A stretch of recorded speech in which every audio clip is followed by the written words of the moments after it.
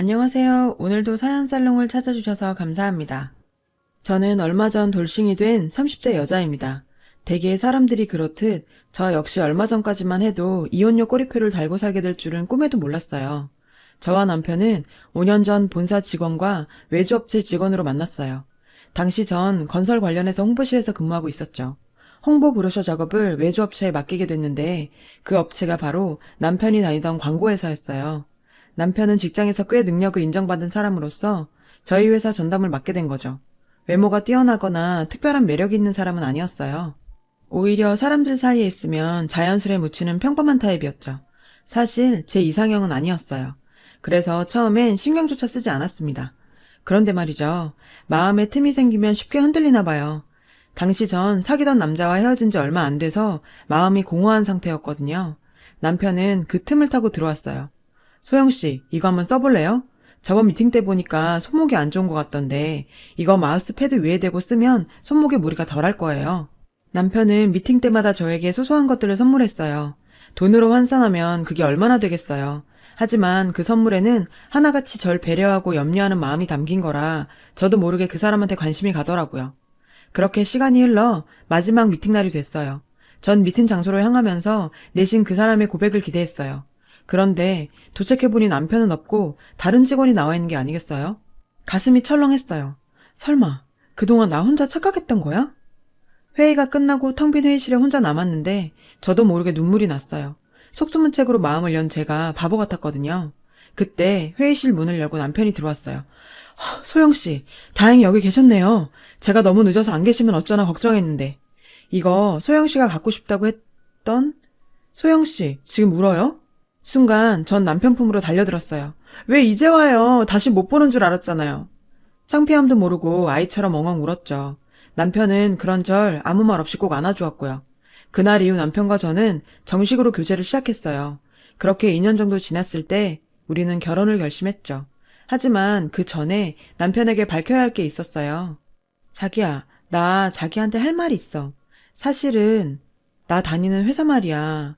거기 오너가 우리 아빠야. 남편은 놀란 듯 잠시 말이 없었어요. 생각지도 못한 일이었겠죠. 평사원인 줄 알았던 제가 오너 딸이라니. 침묵이 이어지자 저는 덜컥 겁이 났어요. 우리 집이 부담스러운 건가? 설마 헤어지자고 하는 건 아니겠지? 침묵이 이어지는 동안 전 별의별 생각을 다 했어요. 그런데 남편의 반응은 예상 외였어요. 자기야, 그 얘긴 우리 엄마한테 비밀로 하자. 응? 왜 그래야 되는데? 아무래도 엄마가 불편하실 것 같아. 그치만 어차피 알게 되실 거잖아. 알게 되더라도 우선은 비밀로 해줘. 부탁이야. 남편이 워낙 간곡히 부탁을 하길래 저는 그러기로 했어요. 그리고 그땐 시어머니가 다른 사람들과 달리 욕심도 없으신 소박한 사람인 것 같아 오히려 좋더라고요. 아빠와 단둘이 살고 있는 저와는 반대로 남편은 홀어머니 밑에서 자랐거든요. 어머님은 보험 설계사 일을 하며 홀로 아들을 키워내셨어요. 그래서인지 남편은 어머니 말이라면 자다가도 벌떡이에요. 주변 사람들은 그런 남편을 세상 둘도 없는 효자라고 칭찬했죠. 그런데 그거 아세요? 세상에 둘도 없는 효자는 세상에서 가장 최악의 남편감이라는 거. 그때까지만 해도 전 그걸 몰랐어요. 자기 부모한테 잘하는 사람이니까 처가 부모한테도 잘하겠거니 했죠. 시어머니는 수수한 동네 아주머니 같은 인상이었어요. 제가 손발이 찬 걸 어떻게 아셨는지 생강차를 보내주시며 여자는 몸이 차면 안 된다고 걱정해 주셨죠. 어려서 일찍 엄마를 여의고 모정에 굶주려 있던 전 그런 시어머니의 배려에 감동을 받았고 앞으로 잘 해드려야겠다고 생각했어요. 남편 쪽이 한참 기울어지는 결혼이었지만 아버지께선 제 뜻을 이해해 주셨고 그렇게 우리는 양가 반대 없이 결혼을 하게 됐어요. 그런데 신혼여행에서 돌아오는 날 사건이 터졌어요. 저희 친정아버지가 중소기업 오너인 걸 예식장에서 친척들을 통해 알게 된 시어머니는 자신을 속였다며 방금 신혼여행에서 돌아온 아들을 현관에 들어서자마자 뺨을 때리셨어요. 그것도 며느리 앞에서 말이에요. 그날 저와 남편은 시어머니 마음을 풀어드리려고 여독이 쌓인 몸으로 쫄쫄 굶은 채 밤새 안방 문 앞에서 빌었어요. 그리고 그 일이 있은 지 얼마 뒤 시어머니는 여러 개의 보험계약서를 제게 내미시곤 친정에 가서 사인을 받아오라고 했어요. 크게 사업을 하시는 분이니 이 정도의 계약은 해줄 수 있는 거 아니냐면서요. 이게 다 저희 친정아버지를 위한 거라나요? 하루라도 빨리 계약을 해야지 더 나이 들면 보험 가입도 안 된다고 어찌나 닥달하시던지. 전 하던 설거지도 놓고 친정에 가야 했어요. 하지만 결혼 후 처음 친정집을 찾은 딸을 보며 반가워하시는 아버지 앞에 선뜻 계약서를 내밀 수는 없었죠. 그대로 계약서를 가지고 돌아왔어요. 그리고는 시어머님께 사실대로 말씀드리고 죄송하다고 했죠. 그렇게 일이 잘 끝날 줄 알았는데 그날 밤 남편과 막 잠자리에 들려는데 시어머니가 벌컥 방문을 열고 들어오셨어요. 그러곤 다짜고짜 남편의 뺨을 또 때리셨어요. 남편은 영문도 모르고 맞으면서도 연신 죄송하다고 손이 발이 되도록 빌었고요. 전 시어머니의 살기도든 모습에 겁이 나서 아무 말도 못하고 서 있었죠. 네가 이 애미를 얼마나 업신여겼으면 이제 가시집 온 며느리가 나를 지 부모한테 보험이나 팔아먹는 파람치한으로 보냐? 딸 자식 떠나보내고 큰 집에 덩그러니 남은 사돈양반 걱정돼서 그런 내 마음을 장사치 속셈으로 알아? 아이고 내 팔자야. 이런 꼴 보려고 내가 자식을 키웠나. 당신 엄마 말이 사실이야? 이리 와서 빌어. 당장 무릎 꿇고 엄마한테 빌란 말이야. 남편은 강제로 절 끌어안치곤 시어머니께 빌라고 강요했어요. 낯선 상황에 겁에 질린 전 무조건 빌었죠. 시어머니 앞에서 무릎 꿇고 빌며 당장 가서 사인을 받아올 테니 오해 푸시고 용서해달라고요. 제가 철이 없어서 어머님 깊은 뜻을 잘 몰랐다고 다 제 잘못이라고 말이죠. 그랬더니 시어머니 표정이 확 달라지며 얘 아가, 네가 그러면 내 체면이 뭐가 되니? 이 늦은 시간에 네가 계약서를 들고 친정에 가봐라. 사돈어른께서 어떻게 생각하시겠냔 말이다. 꼭 내가 널 들복 가서 등 떠밀려 온 것처럼 보일 것 아니냐. 마침 내일이 토요일이니 애비랑 같이 가서 하루 자고 오는 걸로 하면 자연스럽잖니. 넌 왜 이렇게 영리하질 못해 배울 만큼 배운 애가. 결국 어머님 계획대로 다음날 남편과 전 친정으로 향했어요. 가는 길에 남편이 그러더군요.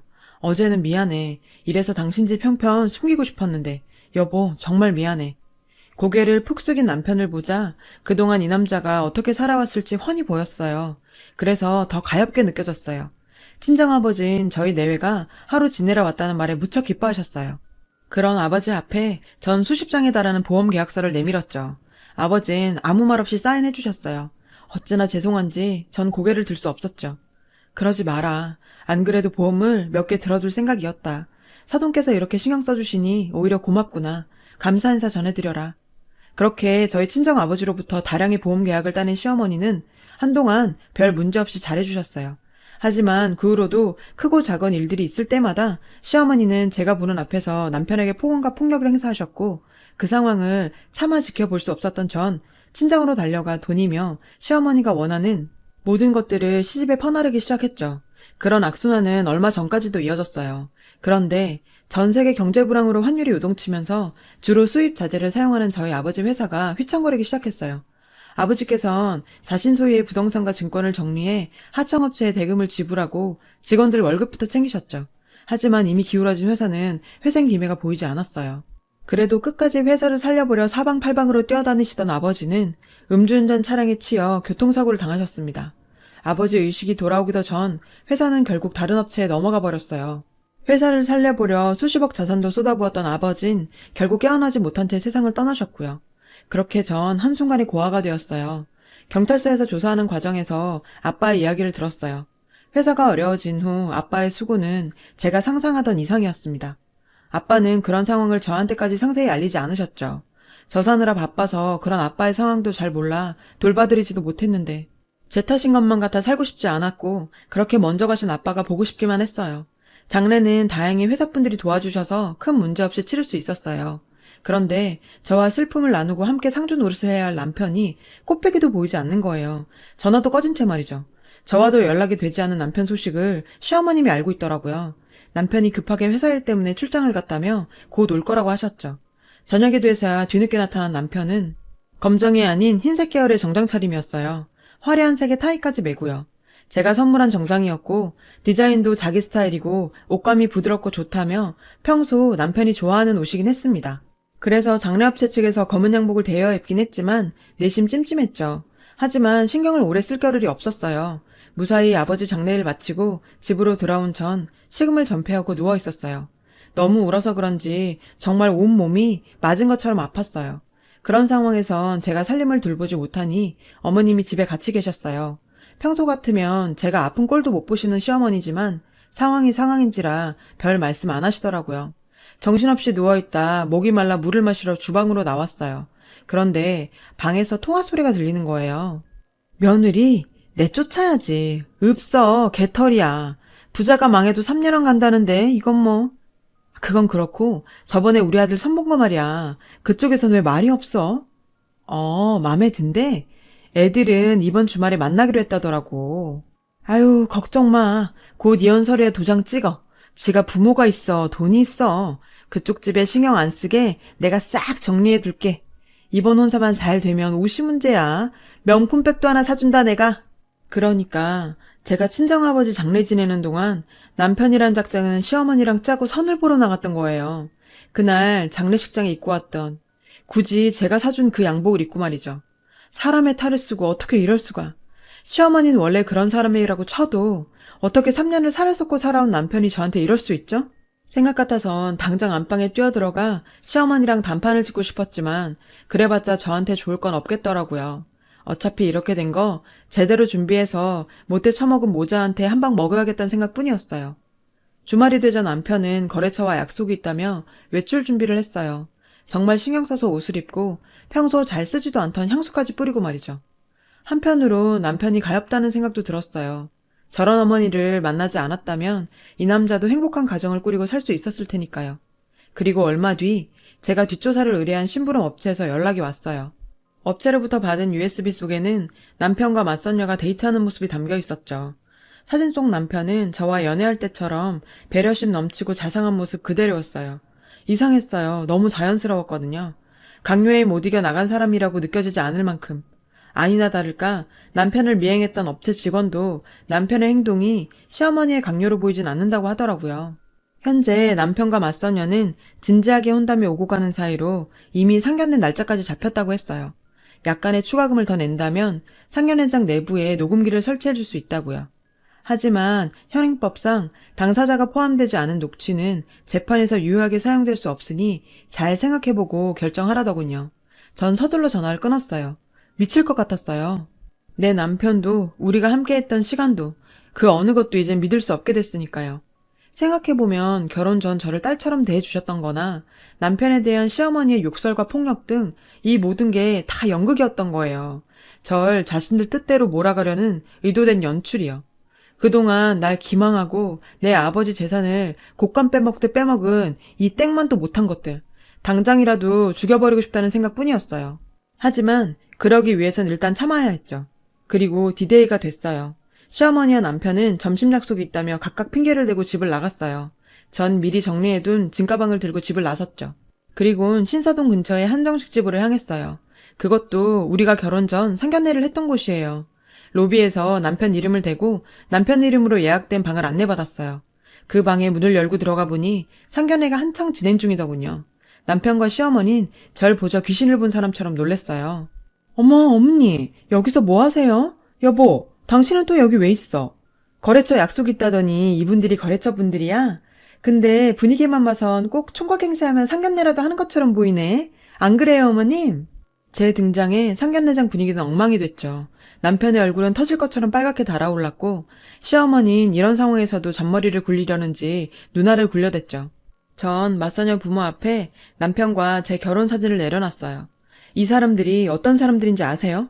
중소기업 사장 딸인 저랑 결혼해서 우리 집 돈 다 빼먹고 제 아버지 돌아가시자마자 며느리 내쫓고 세장가 들려는 인간 말종들이에요. 그러니 따님 신세 망치기 싫으시면 지금 돌아가시는 게 좋을 거예요.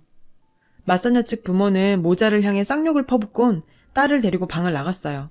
그러자 남편이 본색을 드러냈죠. 미련한 곰인 줄 알았더니 백년 묵은 여우였네. 그래, 이왕 이렇게 된 거 다 얘기하지 뭐. 나 네 아버지가 뭐 하는 사람인지 알고 일부러 너한테 접근했어. 그래서 뭐? 알고 보면 나도 피해자야.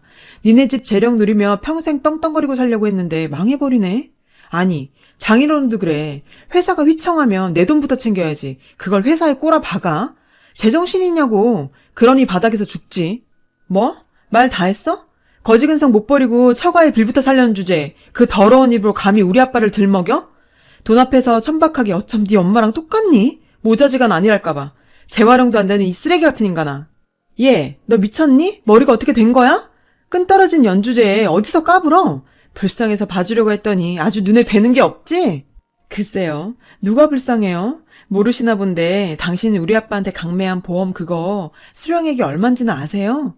주말 사망 특약이니 뭐니 옵션을 얼마나 걸어놨던지 보험료 많이 나간 만큼 지급액도 상당하더라고요. 그렇게 돈 좋아하시는 분이 어떻게 보험금을 놓치셨대요? 눈앞에 돈 쫓느라 정작 큰 건 못 보셨나 봐요. 어머니, 암튼 어머님이 크게 설계해 주신 덕분에 17억 받았어요, 저. 뭐? 17억? 너 설마 그 돈을 혼자 쓰려는 건 아니지? 나 아니었으면 그런 큰 돈 어림도 없다 너. 얘 아가, 세상에 너한텐 가족이라고는 우리밖에 더 있니. 지난 일은 지나가게 하고 우리 앞으로 일만 생각하자. 서운한 게 있었다면 마음에 담지 말고 풀어. 내가 다 받아주마. 정말요? 안 그래도 제가 너무하는 거 아닌가 걱정했는데 어머님께서 그렇게 말씀해 주시니 마음 놓고 풀게요. 저 이제 어머니 며느리 그만할래요. 저 사람이랑 이혼할 거고요. 위자료 소송도 할 거예요. 그래서 당신들이 나한테 한 짓 하나도 빼놓지 않고 돈으로 쳐서 받을 거예요. 증거는 있고 뒤밟은 사진 몇 장으로 위자료가 가능해? 아, 그래서 준비했어요. 여기. 오늘 이 자리에서 있었던 모든 내용이 담긴 녹음기예요. 제 목소리까지 생생하게 담겼으니 증거 채택에도 문제 없겠네요. 그리고 저 이미 소송도 걸었어요.